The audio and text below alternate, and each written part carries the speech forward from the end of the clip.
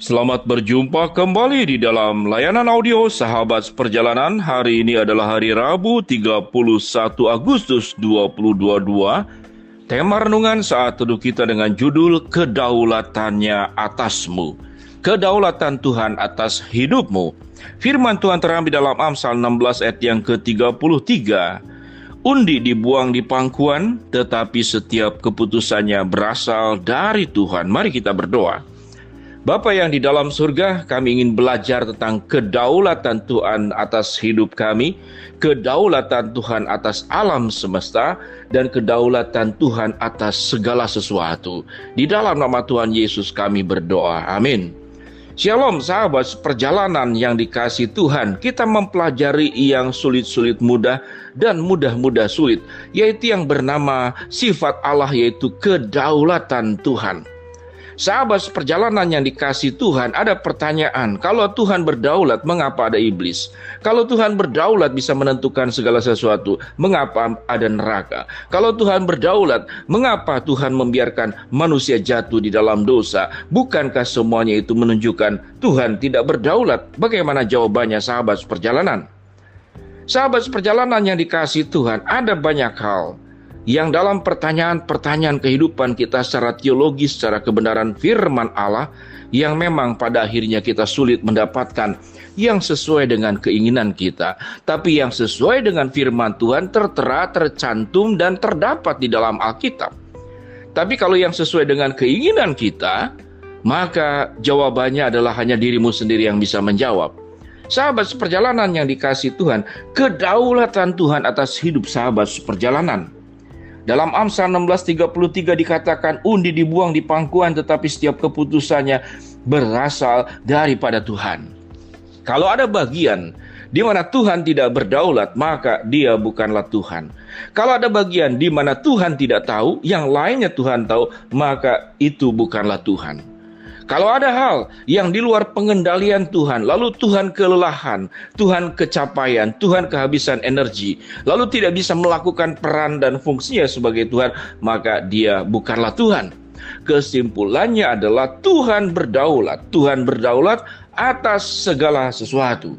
Di dalam Amsal yang kita baca tadi, Amsal 16:33, undi dibuang di pangkuan, tetapi setiap keputusannya berasal daripada Tuhan.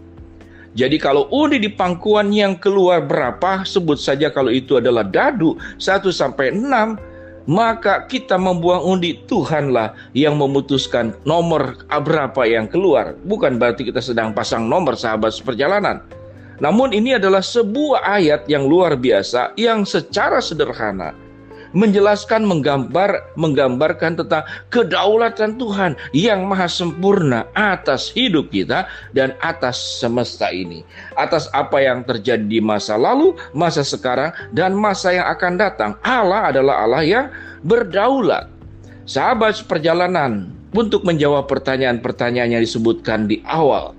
Kalau Tuhan berdaulat, kenapa ada iblis? Kalau Tuhan berdaulat, mengapa manusia jatuh dalam dosa? Kalau Tuhan berdaulat, mengapa Tuhan iseng menyimpan buah pengetahuan baik dan jahat? Kalau Tuhan berdaulat, mengapa Tuhan melepaskan Dani dari lubang singa, tapi Tuhan tidak melepaskan Stefanus yang dirajam batu dan kemudian meninggal? Kalau Tuhan berdaulat, mengapa Tuhan membiarkan Yohanes Pembaptis dipenggal kepalanya? Sahabat perjalanan yang dikasihi Tuhan, di dalam perjalanan pelayanan Yesus, ada orang lumpuh 38 tahun di kolam Bethesda, dan ada banyak orang juga yang sakit di kolam Bethesda sana. Namun Tuhan menyembuhkan hanya satu orang, yaitu orang yang sudah lumpuh selama 38 tahun. Kalau Tuhan berdaulat, mengapa Tuhan tidak menyembuhkan seluruhnya, bahkan semua umat manusia yang saat ini berjuang dengan sakitnya, mengeluarkan biaya sedemikian besar, yang kena sakit kanker, yang gagal ginjal, yang gagal lever, yang sakit jantung. Kalau Tuhan berdaulat, mengapa penderitaan, mengapa kesulitan tetap ada sampai saat ini? Sahabat perjalanan ingin mendapatkan jawabannya? Yang bisa menjawab adalah Tuhan sendiri. Namun mengapa Tuhan tidak mencantumkan? Mencantumkan. Semua ada di dalam kedaulatan Tuhan. Allah merancangkan rancangan damai sejahtera. Allah merancangkan rancangan harapan masa depan yang penuh dengan keindahan. Allah merancangkan setiap kita tidak berkeliling-keliling di padang gurun selama 40 tahun. Allah merancangkan kita masuk ke dalam tanah perjanjian, yaitu tanah Kanaan. Sahabat perjalanan yang dikasihi Tuhan, kita belajar tahap demi tahap. Yang pertama, Allah merancang semua yang baik. Pertanyaannya, siapa yang merusak rancangan Tuhan yang baik? Yaitu adalah manusia. Manusialah yang menyebabkan penderitaan itu ada. Manusialah yang menyebabkan sakit penyakit itu timbul. Manusia juga lah yang menyebabkan bencana. Karena ada pemberontakan dari manusia, ada perlawanan dari manusia. Maka ada efek akibat yang Tuhan izinkan terjadi dalam kehidupan kita. Baik dosa yang kita perbuat ataupun dosa yang diperbuat oleh pihak lain, kita pun terkena imbasnya. Dalam kasus bencana alam, tsunami, gempa bumi, banyak anak Tuhan yang baik. Banyak juga orang yang berbuat dosa. Tapi semuanya terkena. Jadi artinya, penderitaan, kesusahan, sakit, penyakit, persoalan, semuanya disebabkan oleh manusia. Baik secara individu maupun secara berkelompok. Jadi, semua penderitaan ini tidak bisa kita katakan itu berasal dari Tuhan. Jawabannya adalah, semua persoalan kita yang ada dalam dunia ini adalah disebabkan oleh manusia sendiri.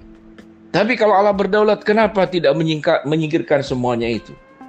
Maka jawaban yang berikut adalah, bahwa musibah itu adalah untuk menjadi sebuah cambuk, agar kita kembali ke dalam pangkuannya, kembali ke dalam pengampunannya di dalam pribadi Yesus Kristus, selaku yang memberikan pengampunan dosa. Karena Tuhan memberikan kepada kita kehendak bebas, kemampuan untuk memilih. Namun kemudian manusia memilih yang buruk, maka keburukan yang ditimbulkan sebagai dampaknya, itu adalah pilihan kita dan bukan pilihan Tuhan. Lalu pertanyaannya, kalau Tuhan berdaulat, mengapa Tuhan tidak menyelesaikan semuanya ini? Alkitab sudah dengan jelas mencatat, semua penderitaan ini akan selesai. Kapan selesainya? Bisa saat sekarang dengan Tuhan menolong secara langsung, namun pada saatnya nanti, semua penderitaan sebagaimana dalam kitab Wahyu pasal 21. Maut di sana tidak ada lagi, tidak ada kematian, tidak ada duka cita, tidak ada ratap tangis. Di sana semua air mata diselesaikan, semua sakit penyakit diselesaikan. Jadi, karena kedaulatan Tuhanlah, sekalipun kita yang berbuat, sekalipun kita yang memberontak, sekalipun kita yang melakukan oleh kita ataupun orang lain dan kita terkena dampaknya, maka rancangan Tuhan tetap sebagai rancangan yang terbaik. Kalau semuanya itu tetap ada di dalam izinnya, firman Tuhan berkata, persoalan yang kamu hadapi tidak akan melebihi kekuatanmu. Pada saat engkau dicobai, Allah akan memberikan kekuatan dan memberikan jalan keluar sehingga kita sanggup menanggungnya. Itulah yang namanya kedaulatan Tuhan. Tetapi mengapa pertanyaannya, kalau Tuhan berdaulat, tidak segera dan serta-merta semuanya itu diubah menjadi baik? Maka itu pun juga adalah kedaulatan Tuhan. Kedaulatan Tuhan kita tidak bisa atur. Kedaulatan Tuhan kita tidak bisa tolak. Kedaulatan Tuhan kita tidak bisa protes. Yang kita harus lakukan adalah setia hidup di dalam jalan Tuhan dan di dalam jalan kebenarannya. Sahabat seperjalanan, semoga penjelasan ini menolong sahabat seperjalanan memahami firman Tuhan dengan lebih baik. Mari kita berdoa. Bapa yang di dalam sorga, biarlah setiap sahabat seperjalanan bisa memahami tentang kedaulatan Tuhan secara benar. Dan kami semua belajar hidup di dalam kedaulatan Tuhan, hidup benar di dalam pimpinan dan pertolongan Tuhan. Dalam nama Tuhan Yesus kami berdoa, amin. Shalom sahabat seperjalanan yang dikasihi Tuhan. Tuhan memberkati setiap sahabat seperjalanan, amin.